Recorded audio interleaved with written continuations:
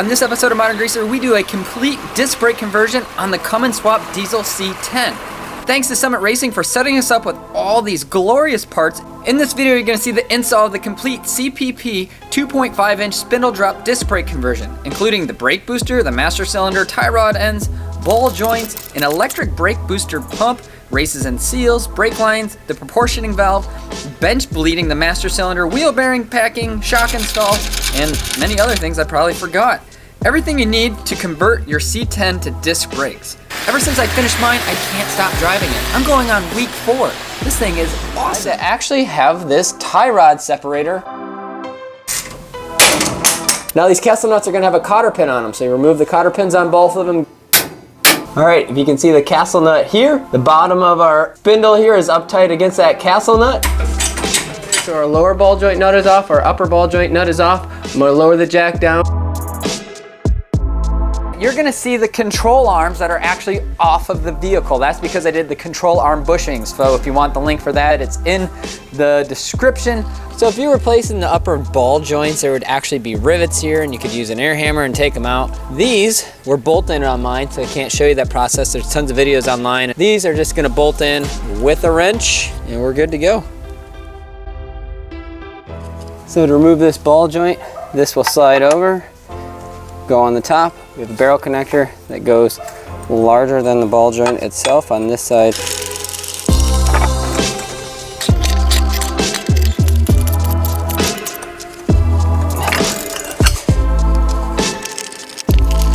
We had our cap that went into the sleeve that was bigger than the bottom of the ball joint. This. So pressing in the ball joint's super easy. You can rent one of these sets. It's like $200, but once you bring it back, you get your money back. If you ever use Legos, all you have to know is make sure that you're pressing it in and there's different cups and sizes, and regardless, find the right ones. Make sure it's going in straight. You don't want to push it in sideways. Press it in sideways. And I'm pressing it in sideways, it looks like. So the cup that I had on there was larger than the actual size so that it would push through. And then on this back side, I had a cup that wasn't pressing. You do not want a cup that's gonna be like this indented one pushing on this inside. You need to push on this outside ring, put your pressure out there so you don't ruin the cavity where the grease sits. Don't forget the greaser. Another thing to remember, you see this big rubber cover on here for this? This here has to get pressed into place. There's no way you're gonna squeeze that down on there. So before you return your ball joint press, there's a coupling that'll fit kind of right over the top of this, and you can slowly press that in place. Make sure you don't rip it so that that's nice and snug and not coming off and letting dirt and dust in there. So in your kit, you're gonna get the tie rod setup, and what I suggest you do is keep the tie rods separated from either side, so that way I kept all the parts I took off on the passenger side and I put them on a box and I put them on the rear passenger side of the truck. I took all the parts off of the driver's side, put them on the driver's side of the truck, so I kept all the parts and pieces. That way I can go get my tie rod and I can line up my tie rod and put it together, hopefully install it back on the truck. Anyways, the tie rod ends only go in one way. One of these is a reverse thread and one of these is a regular thread. You can only do it one way, and if it doesn't fit in one way, flip it around the other side. It's a tapered setup, so it will slide in one way, but it won't the other. So when you put this in here, don't go leaving a bunch of the threads out of this one and having it further into the other one. Try to even it out so that they're sharing this pretty well. So when I get the two of these pretty much lined up, I'll tighten the lock jam nuts down, throw it on the truck. So for your tie rod ends, I recommend greasing the one nearest the engine before installing it, because it's near impossible to get to with the subframe there. So make sure you grease that and then stick it in. Otherwise you gotta rip it all apart like I just had to. So definitely one of the features about the CPP kit that I like is the races are already pre-installed on the discs. You don't have to go pounding those in. So those are usually a cartridge that the bearing rides in, not really a cartridge, but a ring essentially. And you have to take one of these drivers and pound it in there and get it straight. And it's just another annoying step you have to do. So those are already pre-pressed in, so that's awesome. All we have to do is pack this wheel bearing, set it in there, pack it with grease, and then we have this seal that we're gonna put on there, and then you can go to any store and rent one of these, AutoZone, wherever, rent one for 20 bucks, tap that in, you're good to go. So you have to be careful when you are packing these. If you are actually taking and pushing the grease in on the side of your wrist right there, you can see the grease come in on all of those little roller bearings there. So all I'm gonna do is just push and you can see it smush in. So what you're looking for is you're looking for the grease coming in from the outside and coming in and kind of filling that in like that.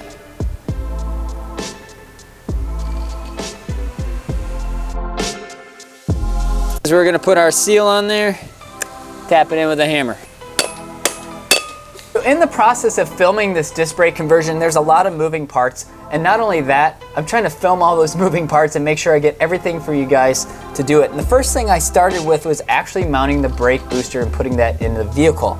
Now it's a really simple process. I was kind of going through and trying to figure out how to mount it, and I didn't get a lot of footage of it. What I wanted to tell you is that for CPP, you can go online to their website, and they actually have a template that you print out and you can put on your firewall and mark it and install it. I did mine by eye, and I wish I would have known that the template was there. So download that template, print it off, whatever, and you can put it right on your firewall, and it tells you where to drill your holes to make it fit. Inside the C10, this is the push rod that comes through the firewall, and then you attach it right here to your stock brake setup. So there's a shim that goes in the back of the master cylinder you want to be aware of, and then your adjustment rod that goes inside to your brake pedal. It's all very simple stuff. If you're taking the gumption to do this disc brake conversion yourself, it should be very simple and easy to follow along. To bench blade your master cylinder, screw in the plastic nipple connectors, run the hose back into the reservoir, pump the piston until the air bubbles disappear. You can also do this in the vehicle, and you don't have to do it in a vise like I did. So right on the cap of this master cylinder, it says .3, so make sure you're using the proper fluid for this. There's lots of .4 out there, so make sure you're using the right one. Okay, so before you bleed any proportioning valve, on this CPP, there's a sensor. So if there's any notice in change in pressure, you can connect this to an electronic signal inside. So if you have a wheel bearing leak, you'll get a dummy light inside saying there's a change in pressure and there's a leak. So on this CPP, if you were to buy this online, you may not know this. Luckily, when I ordered this, I called the guys up at Summit and I said, hey, I've got this application. These are all the parts I'm buying. I want to double check if there's anything else I need. And they go, you need this $12 tool. What in the world is that $12 tool? What you do is you get a 16mm socket and you take this safety switch out of the proportioning valve. And what this does is once that safety switch is out of there, this goes in as our dummy, and so this tool goes in here. So what that's gonna do, it's gonna take place of our safety switch, and now we can bleed the brakes without having any issues. What's nice about the C10 is I can actually bleed the brakes by myself. I don't need my wife to sit out here because I have that giant C-clamp inside. If you haven't seen this truck on other videos, this is my C-clamp, and I can push that in and hold down on the brake. That is because this truck has an Allison AT542 that is from a truck with air brakes, so there's no parking brake. Parking brakes is the next thing that I'm gonna do. Obviously, I did the disc brake conversion in the front. I need to do a parking brake in the back. It's just a work in progress. But until then, I cut the C-clamp in half and I just temporarily zip tied that on there. It's just adding more stopping surface. But I parked this on there and it locks all four of the brakes. Obviously, I have to shut off the tail lights, but the tail lights are hooked up to accessory, so there's nothing to worry about. So what I'll do is I'll come in here and I'll pump this on so the brakes are locked down. I'll go crack a bleeder, come back in here, redo it. All cars should have this. Some of the brake fluid got out on the Rust-Oleum and it definitely changed in color. It's not peeling the paint off. I almost installed this without the shim, so make sure you have the shim going in the right way.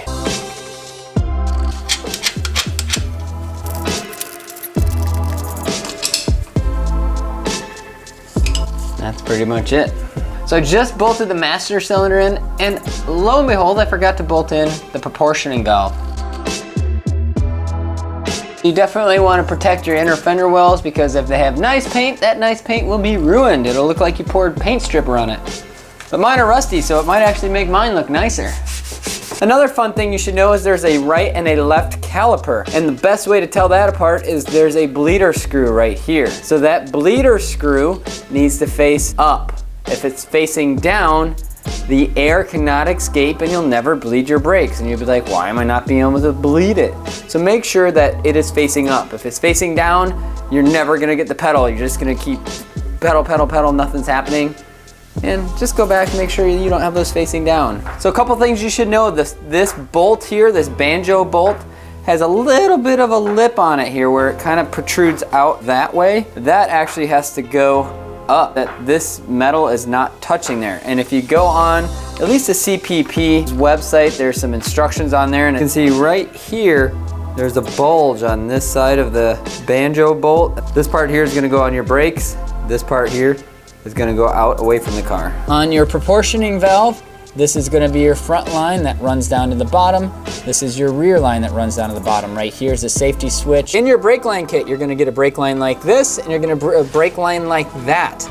And those brake lines are going to go down to your cross member where they're going to tee in, and one of these brake lines, this one right here, is going to go between your two front brakes.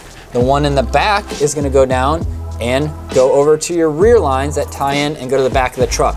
So this brake line right here that my finger's pointing at, that coils up and goes to the front of your proportioning valve. This line here is a short piece that goes over to my front driver's side.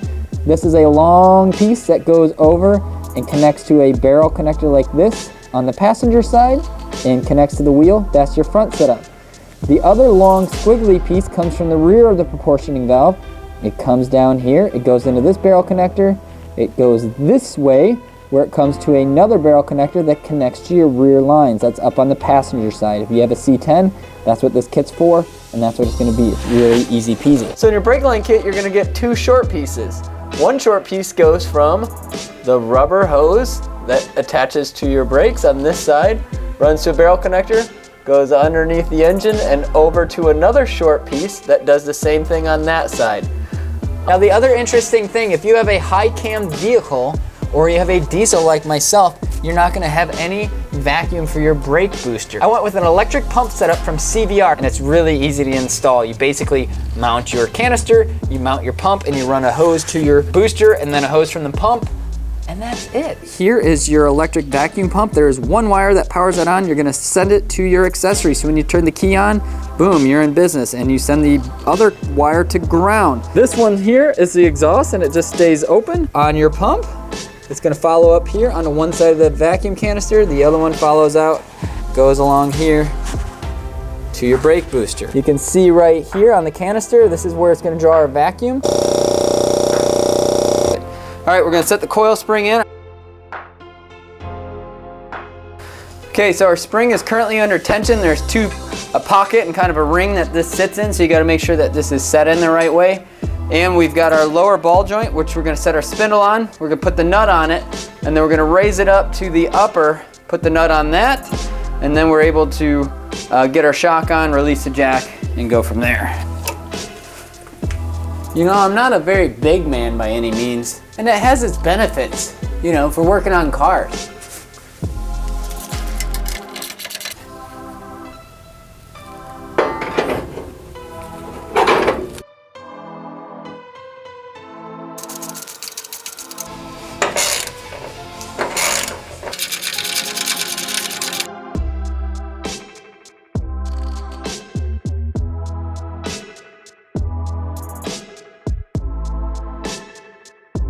So we're under here, we're ready to mount our disc brake. So we have our seal in and our bearing, so it's just gonna go right on there, like that. Our bearing is on there, tanning washer, put on our castle nut. If you ever bought a pre-manufactured wheel bearing and you know kind of like the friction that it is, if you don't know, you don't want it super tight. So there's kind of two spots. You can have it where I just had it, where it was just a little too much, and I did it one over, but if you feel like there's any play in it, come back and revisit it. 1, 2. I'm gonna take that 2.5-inch socket, put that right on there in the center. Okay, so if you get this, you're gonna say, hey, this looks like it's screwed in, and if you sit here and try to screw it, it'd be like an idiot toy. You could sit here for hours and hours and not get it. You actually have to push this out. So if you come behind here, whatever you need to do, this just pulls right out of there. It's a little snug. Well, keep that. You're gonna need it. This piston is too far out and won't go on, so I'm just gonna get a clamp on there, a big C clamp, and pull that back.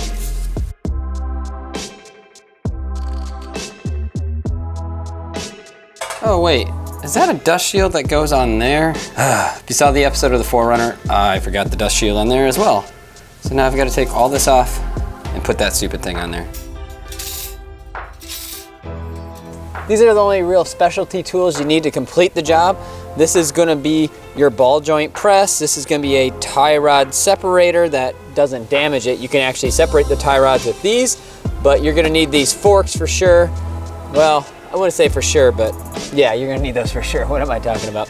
And then you're gonna need the seal press, especially if you have to press your races in. So besides the socket set and a floor jack and a couple basic tools, you know, hammer and some other small stuff here and there, there's nothing else really specialty you need other than having these tools, which you can rent and then obviously return back to the store and save yourself a bunch of money. The stance on this truck is absolutely phenomenal. The 2.5-inch CPP spindle drop with the Eaton Detroit springs are absolutely perfect. So, hey, if you got a diesel swap, I've already done all the hard work for you, so it's really nice and easy. You know which pumps to buy, and the disc brake conversion is fantastic for any C10 out there. Thanks to Summit Racing for getting us all hooked up on the parts. It was great. A small YouTube channel like myself reached out to Summit Racing and said, hey, can you hook a brother up? And they said, yeah, absolutely, man.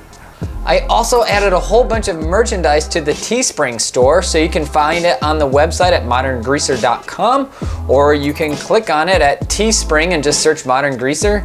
It's all over the place. You can find that. You can find that online on Instagram, modern.greaser.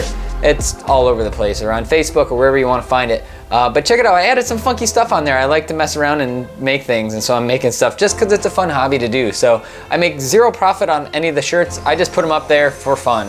Thank you once again for tuning in to another episode of Modern Greaser. Make sure you hit that like button if you like this video. Make sure you hit that like button if you hated this video, and make sure you subscribe to the channel. All I have to say is keep it greasy, my friends. Why, hello there. You caught me with my vast array of parts in the bed of my truck.